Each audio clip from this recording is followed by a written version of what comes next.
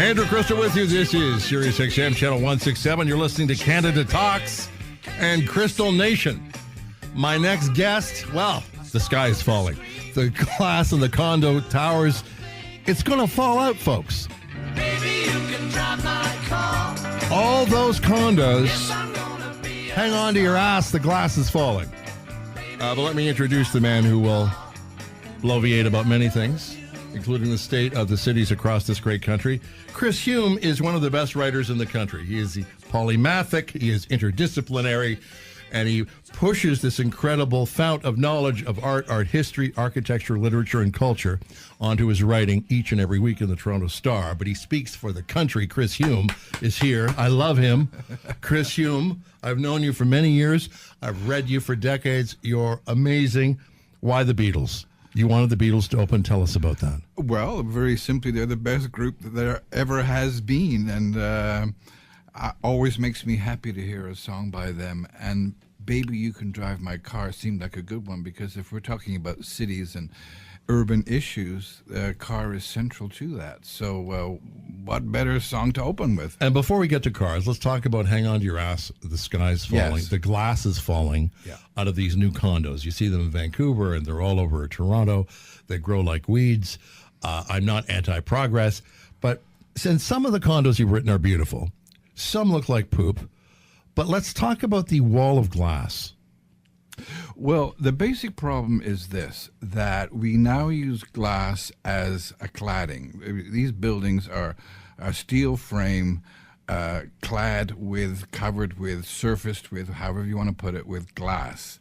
So where old buildings used to have wood or brick or something like that, we now have glass. Now, glass is not particularly load-bearing. All it has to do is keep out the cold in the winter and the heat in the summer. So basically, it's double or triple glazed, which means there's a tiny space or two or three in this cladding for the gas, for the argon gas usually, that gives it the insulative qualities that we expect, that we need.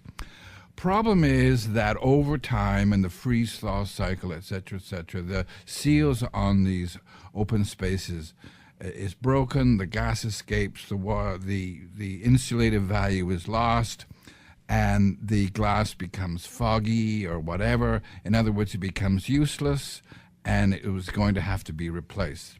So, for example, there are now financial advisors in the city who tell their clients from offshore who want to invest in Toronto, condo is they're great investment, they tell them. Buy it before it's actually built. Buy it pre-construction, but sell it before 5 years, because that's how long we think this glass cladding will last.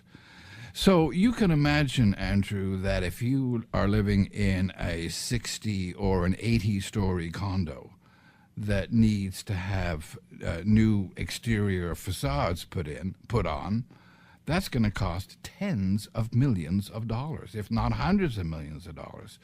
So the poor people who live in these places are their maintenance fees are going to go quite literally through the roof, and the city is going to hit a crisis because they won't be able to afford it. This is the only broadcast, and this is why people subscribe to Sirius XM. I don't mean to fly the flag so directly, but this is information that I am not hearing enough or at all from anybody. And you hear people blab every day on talk radio. This isn't discussed. You do a great job, and that's why it's important to have as much sunlight on you as possible. But this is a disaster. This is a nightmare. This is a case of the 2.0 culture of constant engineering refinements, whether we want them or not. You know, I can't find a dipstick for my Audi. I cannot check my own frigging oil in my Audi. And they make glass walls that will fall apart. I mean, this is, it's a culture of upgrading. Well, it's also a culture of cheapness. I mean, if you're building a condo, unlike, for example, if you're building an office building, which you probably are going to end up owning, for years, if not decades. If you're doing that, then it behooves you to use good quality materials and build to a high standard, because you own it and you're going to have to pay the maintenance. But if you're building a condo, you're selling. Yeah, you're selling it, and you're selling it as fast as you can. And the main thing you're after is cheap. Selling it cheap because that's what the market wants: cheap condos. So the first go around was that we made them smaller and smaller and smaller. Oh, I know. Some of them look like Yeah. you look like you've done hard time. I toured one place, and I thought, please let me call my lawyer. This place is small. Well, they're down to 300 square feet now, which is not much bigger than the studio that we're in right now. And so, of course, we've got this whole secondary market of Murphy beds and movable walls and all that kind of stuff. So, as I say, they want to This build... place is so small you can't even get aroused.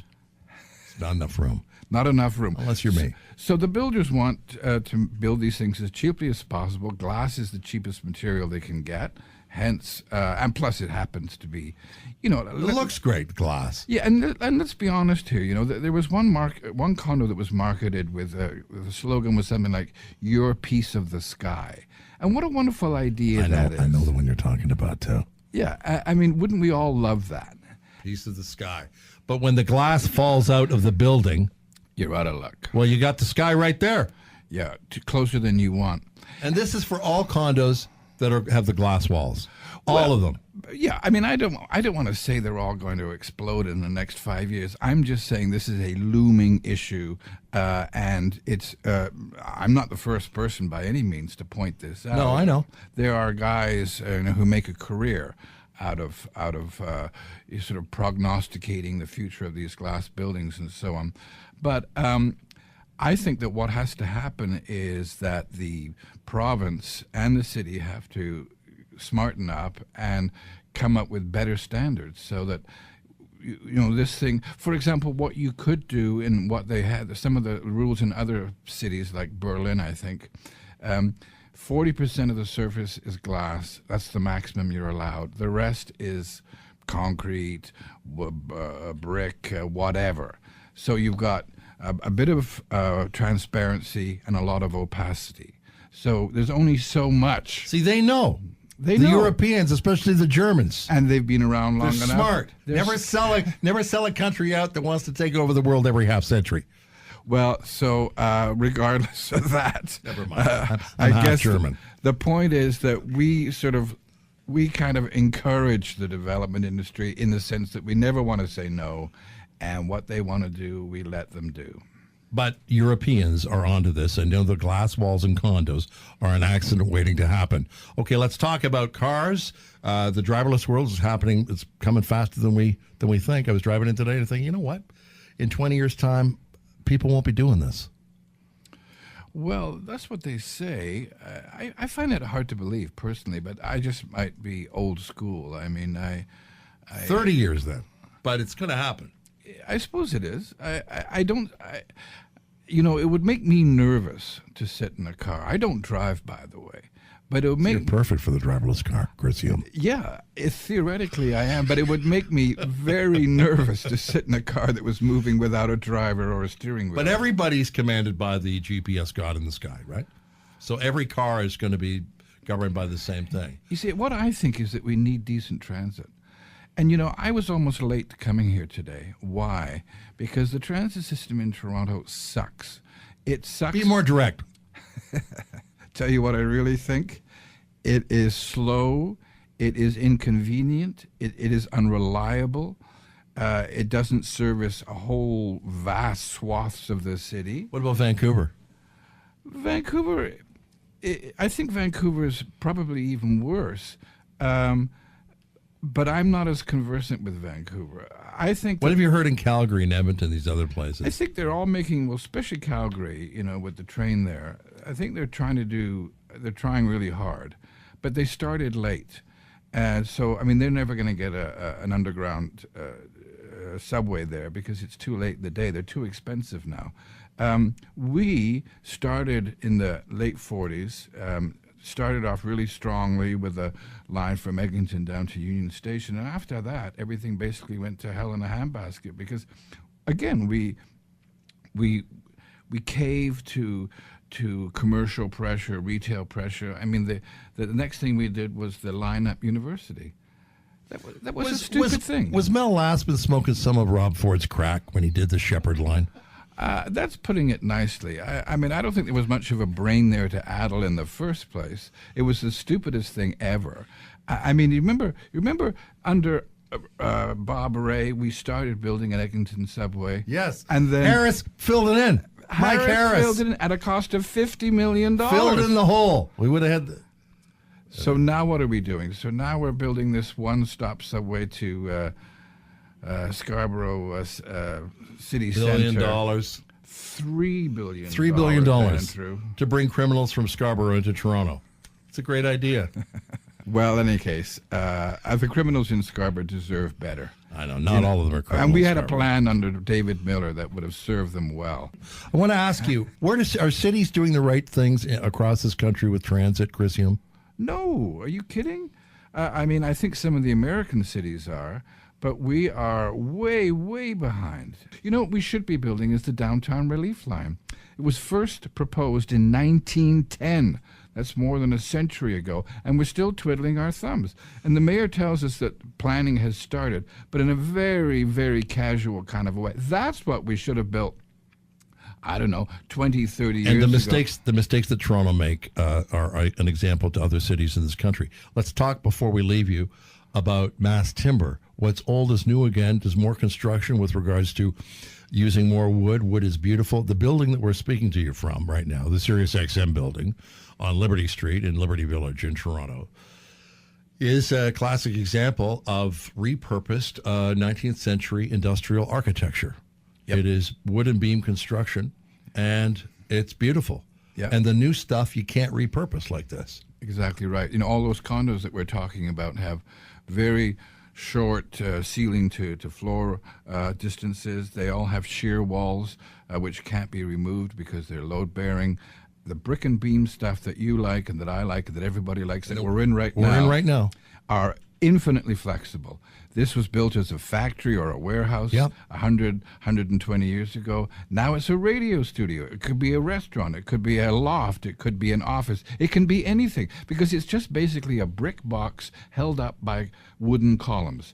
And the beautiful thing that is the building that is going to be your neighbor just around the corner here on Atlantic Avenue is a modern variation of that. And what makes it interesting, Andrew, is the first time in almost 100 years that the city has allowed and a developer has been interested in replicating this old model. And I think it's going to be very successful. And once other people see, you know what, this is economical to build, it's infinitely reusable, that's what we'll start to see. And do technological advance as applied to wood in terms of composites makes wood as strong as steel. It's fantastic. That's right, and fireproof and all that good stuff. So what are we waiting for? You know what it is? We're all distracted by the condo because there's so much money to be made they can't resist it. And the glass is falling out. Well, we're going to sing out with the Beatles. Chris Hume, how do people reach you, sir? jcwhume4@gmail.com. And I love getting emails. What about Twitter? How do we get you? At Hume Christopher. At Hume Christopher. That's me. Go tweet him. Love you, Chris Hume. Love you too. Coming back with a lot more right here on Crystal Nation. Hey,